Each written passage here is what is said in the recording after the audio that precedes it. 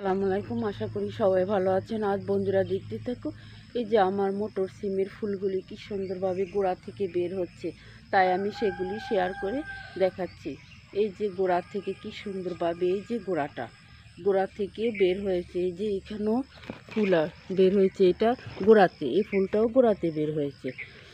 এই যে আমার পুঁইশাক গাছে কি সুন্দরভাবে এক একটা পাতা কত বড় বড় হয়ে আছে। আমি সার দেওয়া হয়ে গেছে, আজকে আমি গাছগুলিতে একটু পানি দেব। এই যে এক একটা এই পুঁইশাকের গাছগুলি অনেক মোটা, অনেক বড় বড় হয় পাতাগুলি, যে 12 মাসে হয়ে থাকে। যে আমি আজকে গোড়াটাতে পানি দিয়ে দিব। এই যে বন্ধুরা দেখতে থাকো, এই যে আমার মটর সিম,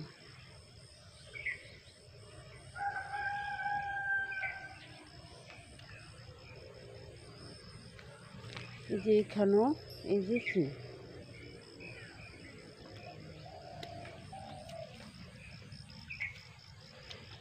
এই যে বন্ধুরা দেখতে থাকো, এই যে ফুল, মটর সিমের ফুল, এই যে এখানেও ফুল, এই যে আমি দেখাচ্ছি ফুলগুলি, এই যে ফুল, এই যে পুঁইশাক, এই গাছটা একটু চিকন, এই যে পুঁইশাক গাছে, এই পুঁইশাক গাছটাতে যখন বীজ হবে তখন আমি পুরো বাগানটাতে লাগাবো বীজগুলি।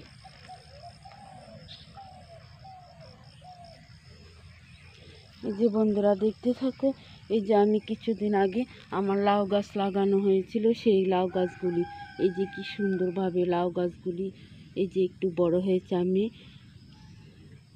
এই যে একটু ছিটে ছিটে সার দিয়ে দিচ্ছি, যখন আরেকটু বড় হবে তখন এই রিং করে চারিদিকে সার দিয়ে দিব, তখন গাছগুলি দ্রুত বড় হয়ে যাবে। এই গাছটা 45 দিনে লাউ ধরে। এই যে বন্ধুরা দেখতে থাকো, এই যে আমার গাছে সার, এই যে আমার সারগুলি দেওয়া হয়েছে।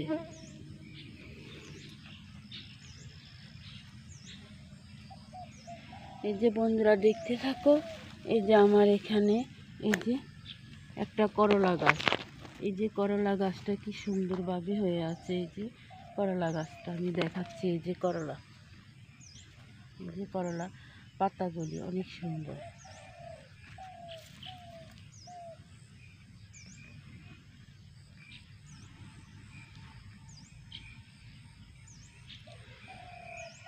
এই যে আমার এই লাউ গাছটাও কি সুন্দরভাবে মোটা হয়ে আছে। এই যে বন্ধুরা দেখতে থাকো, এই যে আমার লাউ গাছটা কি সুন্দরগুলি, এই যে সুন্দর হয়ে মোটা হয়েছে, এই যে আমি দেখাচ্ছি।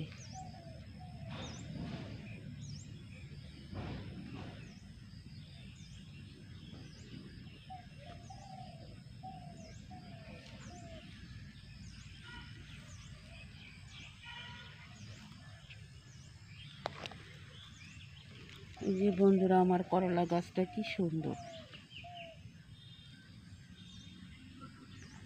আমার ভিডিওটা আপনাদের কাছে যদি ভালো লাগে থাকে তাহলে একটা সাবস্ক্রাইব, পাশে থাকা বেল বাটনটি বাজিয়ে দিবেন। এই বলে আমি বিদায় নিচ্ছি। আল্লাহ হাফেজ।